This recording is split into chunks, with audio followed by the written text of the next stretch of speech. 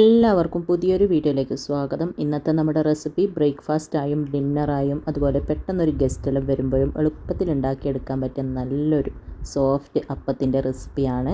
ബാക്കി വന്ന ചോറും ഒരു മുട്ടയും ഉണ്ടെങ്കിൽ വളരെ എളുപ്പത്തിൽ ഉണ്ടാക്കിയെടുക്കാൻ പറ്റും ഈ ഒരു സോഫ്റ്റ് അപ്പം. ഉണ്ടാക്കാനുള്ള എളുപ്പം മാത്രമല്ല, കഴിക്കാനുള്ള ടേസ്റ്റും അടിപൊളിയാണ്. നമ്മൾ പൊറോട്ടയൊക്കെ കഴിക്കുന്നത് പോലെ തന്നെ പൊളി ടേസ്റ്റാണ്. പൊറോട്ട ഇഷ്ടപ്പെടാത്തവരായിട്ട് ആരാ ഉള്ളത് അല്ലേ? അപ്പോൾ അതുപോലെ തന്നെയാണ് ഈ ഒരു അപ്പത്തിൻ്റെയും ടേസ്റ്റ്.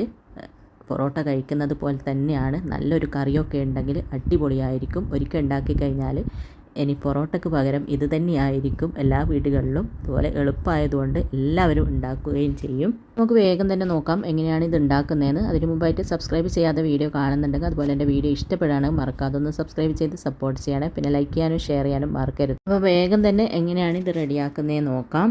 അപ്പോൾ ഇത് റെഡിയാക്കാൻ വേണ്ടിയിട്ട് ആദ്യം തന്നെ നമുക്ക് ചോറും മുട്ടയൊക്കെ ഒന്ന് അരച്ചെടുക്കണം. അതിന് വേണ്ടിയിട്ട് ഞാനിതാ ഇതുപോലൊരു മിക്സീൻ്റെ ജാർ എടുത്തിട്ടുണ്ട്. അതിലേക്ക് 1.5 കപ്പ് ചോറിട്ട് കൊടുക്കാം.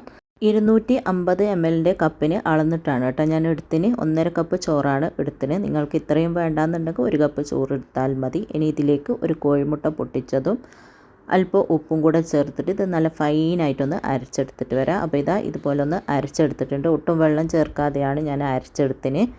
ഇനി ഒരു ബൗളിലേക്ക് ഇത് ഒഴിച്ച് കൊടുക്കാം. എന്നിട്ട് ഞാനിതാ ഒരു 3 കപ്പ് മൈദപ്പൊടിയാണ് ഇതിലേക്ക് ചേർത്ത് കൊടുക്കുന്നത്. നിങ്ങളിപ്പോൾ 1 കപ്പ് ചോറാണ് എടുത്തിനെങ്കിൽ 3 കപ്പ് മൈദപ്പൊടി എടുക്കണ്ട. ഒരു 2 കപ്പ് മൈദപ്പൊടി ഇട്ടിട്ട് നന്നായിട്ടൊന്ന് കുഴച്ച് നോക്കുക. എന്നിട്ട് വേണമെന്നുണ്ടെങ്കിൽ മാത്രം വീണ്ടും ചേർത്ത് കൊടുക്കുക. അപ്പോൾ ഞാനൊരു 3 കപ്പ് മൈദപ്പൊടി ഇട്ടിട്ട് ഒന്ന് കുഴച്ച് നോക്കുന്നുണ്ട്. എന്നിട്ട് ആവശ്യമുണ്ടെങ്കിൽ മാത്രം കുറച്ചും കൂടെ ചേർത്ത് കൊടുക്കും. പിന്നെ ഉപ്പ് അരക്കുന്ന സമയത്ത് ഇടാൻ മറന്നു പോയിട്ടുണ്ടെങ്കിൽ ഇത് കുഴക്കുന്ന സമയത്ത് ഇട്ട് കൊടുത്താൽ മതി. അങ്ങനെ ഇതാ ഒന്ന് കുഴച്ചതിന് ശേഷം കുറച്ച് ലൂസായിട്ടാണ് ഉണ്ടായിന്. അതിലേക്ക് ഞാനൊരു 1/4 കപ്പ് മൈദപ്പൊടി കൂടെ ചേർത്തിട്ട് വീണ്ടും ഒന്ന് നന്നായിട്ട് കുഴച്ചെടുത്തിട്ടുണ്ട്. ഒരുപാട് ടൈം കുഴച്ചെടുക്കേണ്ട ആവശ്യമൊന്നുമില്ല. ഒരു 2 മിനിറ്റോളം കുഴച്ചെടുത്താൽ മാത്രം മതി. നല്ല സോഫ്റ്റാണ്, നല്ല സോഫ്റ്റ് മാവാണ്. നമ്മൾ ചോറും മുട്ടയൊക്കെ ചേർത്തത് കൊണ്ട് തന്നെ ഈ ഒരു മാവ് ഹാർഡായിട്ടൊന്നും അല്ല ഉണ്ടാവുക. കുഴക്കുമ്പം തന്നെ നല്ല സോഫ്റ്റാണ് ഉണ്ടാവുക. എന്നിട്ട് അതിൻ്റെ മുകളിലായിട്ട് ഒരു 1/2 ടീസ്പൂണോളം ഓയിലൊന്ന് സ്പ്രെഡ് ചെയ്തിട്ട് ഒരു 10 മിനിറ്റ് റെസ്റ്റ് ചെയ്യാനായിട്ട് മാറ്റി വെക്കാം. റെസ്റ്റ് ചെയ്യാൻ വെക്കേണ്ട ആവശ്യമൊന്നുമില്ല. റെസ്റ്റ് ചെയ്യാൻ വെക്കുന്നില്ലെങ്കിൽ വെക്കാതെ തന്നെ നമുക്കിത് റെഡിയാക്കിയെടുക്കാം. നമ്മളിത് റെസ്റ്റ് ചെയ്യാനായിട്ട് അടച്ച് വെച്ചിട്ട് 10 മിനിറ്റോളം ആയിട്ടുണ്ട്. ഇനി തുറന്നിട്ട് ചെറുതായിട്ടൊന്ന് കൈവച്ചിട്ടൊന്ന് കുഴച്ച് കൊടുക്കാം.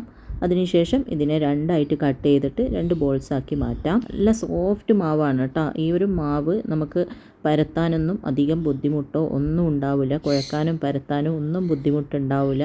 അത്രയും സോഫ്റ്റായിട്ടുള്ള മാവാണ്. അപ്പോൾ നിങ്ങൾക്ക് കാണുമ്പോൾ തന്നെ മനസ്സിലാകുന്നുണ്ടാവും എത്രത്തോളം സോഫ്റ്റ് ഉണ്ട് ഈ ഒരു മാവ് എന്ന്.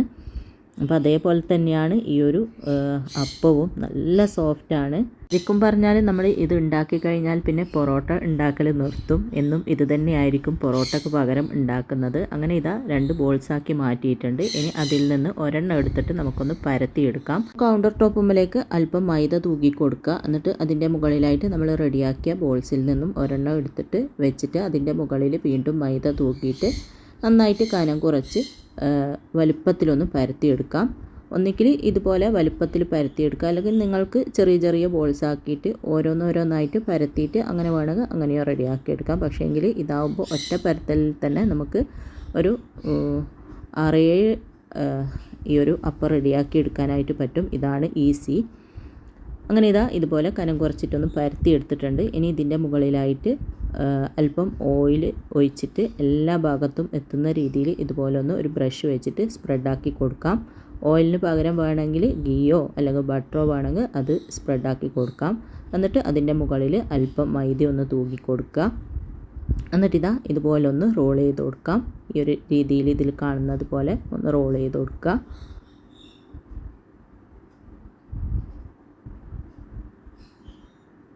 അപ്പോൾ ഇതാ ഇതുപോലെ ഒന്ന് റോൾ ചെയ്തെടുത്തിട്ടുണ്ട്. ഇനി നമുക്കിതൊന്ന് കട്ട് ചെയ്തെടുക്കണം. അപ്പം അറ്റത്തുനിന്ന് അല്പം ഒന്ന് കട്ട് ചെയ്ത് മാറ്റണമെന്ന് നിർബന്ധമൊന്നുമില്ല. മാറ്റുന്നെങ്കിൽ മാറ്റാം. ഞാൻ അല്പം ഒന്ന് കട്ട് ചെയ്ത് മാറ്റുന്നുണ്ട്. എന്നിട്ടിതാ ഈ ഒരു വലുപ്പത്തിൽ ഒന്ന് കട്ട് ചെയ്തെടുക്കുന്നുണ്ട്. വലിയ അപ്പാണ് വേണ്ടതെങ്കിൽ വലിയ പീസായിട്ട് കട്ട് ചെയ്യുക. ചെറുതാണ് വേണ്ടതെങ്കിൽ ചെറിയ പീസായിട്ട് കട്ട് ചെയ്യുക. ഞാനൊരു മീഡിയം സൈസിലുള്ള ഇതായിട്ടാണ് കട്ട് ചെയ്തിട്ടുള്ളത്. അപ്പോൾ ഇതാ കട്ട് ചെയ്തതിന് ശേഷം ഇതിൽ നിന്ന് ഓരോന്നും എടുത്തിട്ട് ഇതാ കൈവച്ചിട്ട് ഇതുപോലെ ഒന്ന് പ്രസ്സാക്കി കൊടുക്കുക. നമ്മൾ പൊറോട്ടക്കെല്ലാം ചുരുട്ടിയെടുത്താൽ എങ്ങനെയാണ് ഉണ്ടാവുക ആ ഒരു രീതിയിലാണ് ഈ ഒരു സമയത്ത് ഉണ്ടാവുക. അപ്പോൾ ഇതാ ഈ ഒരു അറ്റം വരുന്ന ഭാഗം ഇതുപോലെ വലിച്ചിട്ടൊന്ന് ഉള്ളിലേക്ക് ആക്കി കൊടുക്കുക, അല്ലെങ്കിൽ നമ്മൾ പരത്തുന്ന സമയത്ത് അതിങ്ങനെ വിട്ട് വരും. അതുകൊണ്ട് അത് ഉള്ളിലാക്കിയതിന് ശേഷം ഇങ്ങനെ ഒന്ന് അമർത്തി കൊടുക്കുക. അങ്ങനെ എല്ലാം ഇതുപോലെ ചെയ്തെടുക്കുക. ഇതുപോലെ വലുതാക്കിയിട്ട് പരത്തിയാൽ നമുക്ക് ഒരൊറ്റ പരത്തലിൽ തന്നെ കുറേ എണ്ണം റെഡിയാക്കി എടുക്കാനായിട്ട് പറ്റും. അല്ലെങ്കിൽ ഓരോന്നോരോന്നായിട്ടാകുമ്പോൾ കുറേ പണിയായിരിക്കും. അപ്പോൾ ഈ ഒരു രീതിയിൽ ചെയ്തെടുത്താൽ മതി. അങ്ങനെ 2 ബോൾസും ഞാൻ പരത്തി കട്ട് ചെയ്ത് ഇതുപോലെ ഒന്ന് അമർത്തി വെച്ചിട്ടുണ്ട്. ഇനി ഇതിൽ നിന്ന് ഓരോന്നും എടുത്തിട്ട് നമുക്കൊന്ന് പരത്തിയെടുക്കണം. നമ്മൾ ചപ്പാത്തിയെല്ലാം പരത്തുന്നത് പോലെ ഒന്ന് പരത്തിയെടുക്കുക. അല്പം മൈദ തൂക്കി കൊടുക്കുക. എന്നിട്ടിതാ ഇതുപോലെ ഒന്ന് പരത്തിയെടുക്കുക. നല്ല ഈസിയാണ്, അതുപോലെ തന്നെ നല്ല ടേസ്റ്റുമാണ് കേട്ടോ. നമ്മൾ പൊറോട്ട കഴിക്കുന്നത് പോലെ തന്നെ നല്ല ടേസ്റ്റാണ് ഇത്. എളുപ്പത്തിൽ ഉണ്ടാക്കാനും പറ്റും. ആവശ്യത്തിന് മൈദ തൂക്കിയിട്ട് തന്നെ പരത്തി കൊടുക്കാം. അതിനൊന്നും ഒരു പ്രശ്നവുമില്ല. ആവശ്യം വരുന്ന സമയത്തൊക്കെ ആവശ്യത്തിന് മൈദ തൂക്കിയിട്ട് തന്നെ നന്നായിട്ട് പരത്തിയെടുക്കുക. കുറച്ച് കനം കുറച്ചിട്ട് തന്നെയാണ് കേട്ടോ പരത്തിയെടുക്കുന്നത്. അപ്പോൾ ഇതാ ഒരെണ്ണം ഇതുപോലെ ഒന്ന് പരത്തിയെടുത്തിട്ടുണ്ട്. ഇനി ബാക്കിയുള്ളതും സെയിം രീതിയിൽ തന്നെ നമുക്ക് പരത്തിയെടുക്കാം. അപ്പോൾ എല്ലാം ഒന്നിച്ച് പരത്തിയെടുത്തിട്ടാണ് ഞാൻ ചുട്ടെടുക്കുന്നത്. ഒന്നിച്ച് പരത്തി വെച്ച് കഴിഞ്ഞാൽ ഒട്ടിപ്പിടിക്കുന്നുള്ള പ്രശ്നം അങ്ങനെയൊന്നും ഉണ്ടാവില്ല. അതുകൊണ്ട് എല്ലാം ഒന്നിച്ച് തന്നെ പരത്തിയിട്ട് ഒന്നിച്ച് തന്നെ ചുട്ടെടുക്കുകയും ചെയ്യാം. അതുകൊണ്ട് തന്നെ ഭയങ്കര ഈസിയാണ് ഇത്. പിന്നെ മൈദപ്പൊടിക്ക് പകരം വേണമെങ്കിൽ നിങ്ങൾക്ക് ആട്ടപ്പൊടിയും ഉപയോഗിക്കാം. കൂടുതൽ ടേസ്റ്റ് മൈദപ്പൊടി കൊണ്ട് ഉണ്ടാക്കുമ്പോൾ തന്നെയാണ്. അപ്പോൾ ഇതാ എല്ലാം ഞാൻ ഇതുപോലെ ഒന്നിച്ച് പരത്തി എടുത്തിട്ടുണ്ട്. ഒന്നിച്ച് ഇട്ട് കഴിഞ്ഞാൽ ഒട്ടിപ്പിടിക്കുകയോ അങ്ങനെയുള്ള പേടിയോ ഒന്നും വേണ്ട. പിന്നെ ഒരുപാട് സമയമൊന്നും വെക്കരുത് കേട്ടോ. പരത്തിയിട്ട് ഉടനെ തന്നെ ചുട്ടെടുക്കണം. ഒരുപാട് സമയം വെച്ച് കഴിഞ്ഞാൽ ഒട്ടിപ്പിടിക്കും. ഇനി നമുക്കിതൊന്ന് ചുട്ടെടുക്കാം. അതിന് വേണ്ടിയിട്ട് ഇതുപോലെ ഒരു അടുപ്പിൽ വെച്ചിട്ടൊന്ന് ചൂടാക്കിയിട്ടുണ്ട്. പിന്നെ അതിൻ്റെ മുകളിൽ അല്പം ഓയിലൊന്ന് സ്പ്രെഡ് ചെയ്ത് കൊടുത്തിട്ടുണ്ടേനു. ഇനി ഇതിലേക്ക് നമ്മൾ പരത്തിയെടുത്ത ആ ഒരു പൊറോട്ട ഉണ്ടല്ലോ അത് വെച്ച് കൊടുക്കാം. അപ്പോൾ ഞാനൊരു 3 എണ്ണമാണ് ഇട്ട് കൊടുത്തിന്. തീ ഒരു മീഡിയം ഫ്ലെയിമിൽ വെച്ചിട്ട് ഇട്ട് കൊടുക്കുന്ന സമയത്ത് നല്ല ചൂടായിരിക്കണം. എന്നിട്ട് തീ ഒരു മീഡിയം ഫ്ലെയിമിൽ വെച്ചിട്ട് തിരിച്ചു മറിച്ച് വിട്ടിട്ട് നമുക്കിതൊന്ന് ചുട്ടെടുക്കാം. നമ്മൾ പൊറോട്ടയെല്ലാം എങ്ങനെയാണോ ചുട്ടെടുക്കുന്നത് ആ ഒരു രീതിയിൽ ഒരു 2-3 പ്രാവശ്യം തിരിച്ചു മറിച്ച് വിട്ടിട്ട് ചുട്ടെടുക്കുക. ഒന്ന് ചെറുതായിട്ട് സെറ്റായി എന്ന് കാണുമ്പോൾ ഒന്ന് മറിച്ചിട്ട് കൊടുക്കുക. അതിനുശേഷം ചെറുതായിട്ടൊന്ന് കുമിളകൾ വരാൻ തുടങ്ങുമ്പോൾ വീണ്ടും ഒന്ന് മറിച്ചിട്ട് കൊടുക്കുക.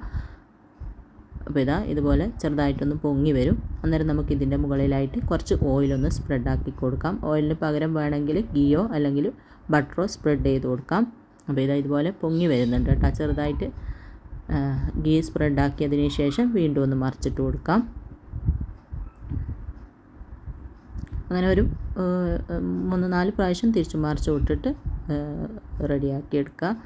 കണ്ടോ ഇതുപോലെ പൊങ്ങി വരും. നല്ല സോഫ്റ്റാണ് കേട്ടോ ഈ ഒരു അപ്പം. അപ്പോൾ ഇതാ മറിച്ചിട്ട ഭാഗവും കൂടി ഞാൻ കുറച്ച് ഓയിലൊന്ന് സ്പ്രെഡാക്കി കൊടുക്കുന്നുണ്ട്. ഒരു ഭാഗത്ത് ഓയിൽ സ്പ്രെഡാക്കി കൊടുത്തതിന് ശേഷം നമുക്ക് വേണമെങ്കിൽ ഇതിൻ്റെ മുകളിലായിട്ട് കുറച്ച് മല്ലിയില കട്ട് ചെയ്തത് ഇട്ട് കൊടുക്കാം.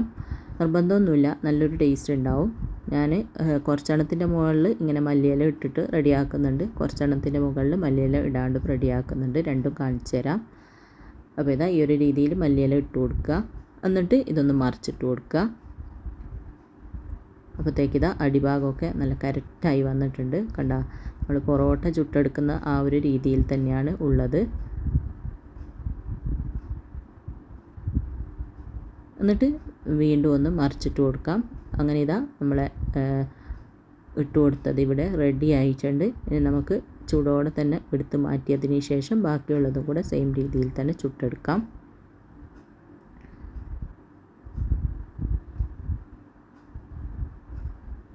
ഇത് ഞാൻ മല്ലിയില ഇടാണ്ടാണ് റെഡിയാക്കി കാണിക്കുന്നത്. അപ്പോൾ ഇതാ ഒന്ന് റെഡിയായി എന്ന് കാണുമ്പോൾ മറിച്ചിട്ട് കൊടുക്കുക. എന്നിട്ട് ഓയിൽ സ്പ്രെഡ് ചെയ്ത് കൊടുക്കുക.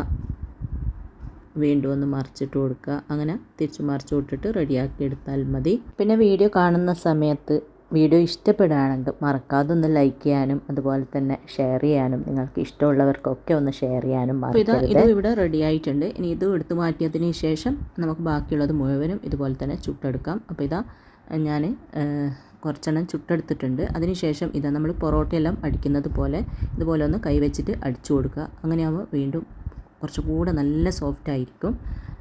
അപ്പോൾ ഇതാ ഇതുപോലെ ഒന്ന് അടിച്ചു കൊടുത്താൽ മതി. അപ്പോൾ ഇതാ കണ്ട നമ്മൾ ആ ഒരു ലെയറൊക്കെ വിട്ട് വരാൻ തുടങ്ങിയിട്ടുണ്ട്. അങ്ങനെ മുഴുവനും ചുട്ടതിന് ശേഷം ഞാനൊന്ന് അടിച്ചെടുത്തിട്ടുണ്ട്. ഇനി സർവിങ് പ്ലേറ്റിലേക്ക് സെർവ് ചെയ്തതിന് ശേഷം ചൂടോടെ തന്നെ നമുക്ക് ഇഷ്ടമുള്ള കറീൻ്റെ കൂടെ കൂട്ടി കഴിക്കാം. നല്ല ബീഫ് കറിയോ അല്ലെങ്കിൽ ചിക്കൻ കറിയെല്ലാം ഉണ്ടെങ്കിൽ അടിപൊളി ടേസ്റ്റ് ആയിരിക്കും. നല്ല മുട്ടക്കറീൻ്റെ എല്ലാം കൂടെ രാവിലെ ബ്രേക്ക്ഫാസ്റ്റിനായാലും അതുപോലെ ഡിന്നറിനായാലും ഗസ്റ്റ് വരുമ്പോഴൊക്കെ പെട്ടെന്ന് ഉണ്ടാക്കിയെടുക്കാനും പറ്റും. മല്ലിയില ഇട്ടാലും വേറൊരു ടേസ്റ്റാണ്, അടിപൊളി ടേസ്റ്റാണ്. അപ്പോൾ എല്ലാവരും ഉണ്ടാക്കി നോക്കുക. എന്നിട്ട് ഇഷ്ടമായ അഭിപ്രായം പറയാനും ലൈക്ക് ചെയ്യാനും ഷെയർ ചെയ്യാനൊന്നും മറക്കരുത്. അപ്പോൾ ഇൻഷാ അല്ലാഹ് അടുത്ത പുതിയ വീഡിയോ ആയിട്ട് നമുക്ക് വീണ്ടും കാണാം.